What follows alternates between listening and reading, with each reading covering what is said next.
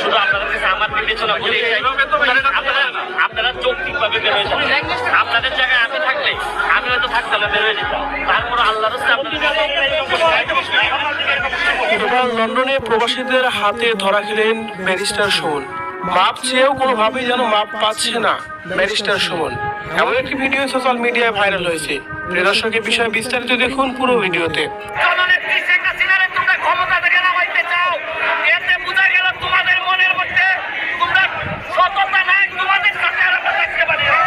সংস্কার আন্দোলনকারীদের পক্ষ না নিয়ে বরং সরকারের পক্ষ নিয়ে সবসময় কথা বলে আসতো।